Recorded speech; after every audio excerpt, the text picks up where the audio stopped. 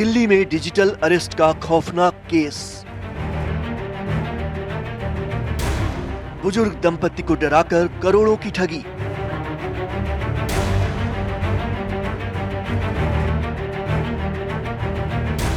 सत्रह दिन digital arrest, करोड़ों की लूट। इस बुजुर्ग दंपति ने कभी सोचा भी नहीं होगा कि एक फोन कॉल उनके लिए इतनी बड़ी मुसीबत लेकर आएगा कि उनकी जिंदगी भर की कमाई लुट जाएगी और उन्हें जांच एजेंसियों के चक्कर काटने पड़ेंगे। इंसाफ की गुहार लगा रहे डॉक्टर ओम तनेजा और उनकी पत्नी डॉक्टर इंदिरा तनेजा करीब 48 साल अमेरिका में रहकर यूनाइटेड नेशंस में सेवाएं दे चुके हैं। रिटायरमेंट के बाद 2015 में भारत लौटे और समाज सेवा में जुट गए, लेकिन 24 दिसंबर को आए एक फोन कॉल ने उनकी जिंदगी 360 डिग्री बदल दी। तो हम दोनों को लगता था इनको इंजीनियर बनाया, मेरे को डॉक्टर बनाया इंडिया ने, तो हमको पे बैक करना है, ऋण देना है।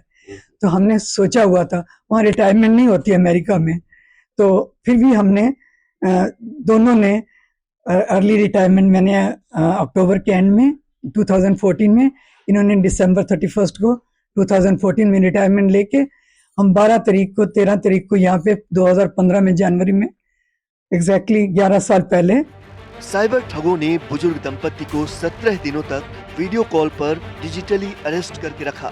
उन्हें धमकाया गया कि अगर कॉल काटी, किसी से बात की तो राष्ट्रीय सुरक्षा कानून के तहत कार्रवाई होगी। मनी लॉन्ड्रिंग, देशद्रोह जैसे गंभीर मामलों में फंसा देने का डर दिखाकर साइबर ठग उनसे पैसे वसूलते रहे और उन्हें इसका जरा भी अंदेशा नहीं हुआ। डर के साए में डॉक्टर इंदिरा तनेजा ने 8 अलग अलग बैंक खातों में पैसे ट्रांसफर किए, कभी हजारों में, कभी लाखों में, तो कभी करोड़ों में, लेकिन साइबर ठग हर बार नई डिमांड लेकर सामने आते रहे। 24 दिसंबर से 10 जनवरी तक 17 दिनों तक वीडियो कॉल में बंधक बनाकर साइबर ठगों ने इस दंपति से 14 करोड़ 85 लाख रुपए लूट लिए। लेकिन जब सच्चाई सामने आई तो इस बुजुर्ग दंपति के होश उड़ गए। हमने इंडिया में आके हमने सोचा कि हम भारत में बच्चों को एज ए पीडियाट्रिशियन बच्चों को हेल्थ की अवेयरनेस दूं, how to prevent disease, how to promote health, उनका चेकअप करूं, ये करूं, वो करूं। हरियाणा में यूपी में, ऋषिकेश में और दिल्ली में हमने अपना ट्रस्ट भी खोला हुआ है।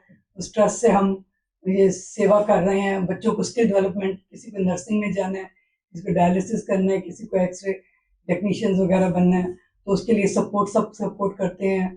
कोई कमरे को लैब्स बनवानी है किसी स्कूल में, जो स्कूलों में जहाँ कमरे बनवाने हैं, सोलर पैनल्स लगवाने हैं, स्पोर्ट्स एक्टिविटी करवानी है, वो सब हम अपने ट्रस्ट से जितना भी हमसे हो सकता है हम तो कर रहे हैं। और ये क्या पता था कि हमारे साथ ही ये फ्रॉड होएगा।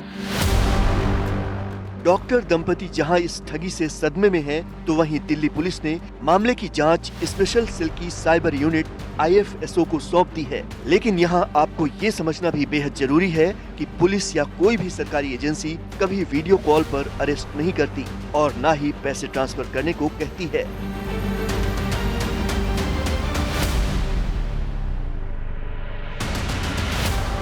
इसलिए अगर आपको कभी कोई ऑनलाइन स्पेस पर डराने की कोशिश करे तो ये 3 स्टेप जरूर फॉलो करें। पहला, व्यक्तिगत जानकारी साझा न करें। संभव हो तो बातचीत का स्क्रीनशॉट लें या रिकॉर्डिंग कर लें।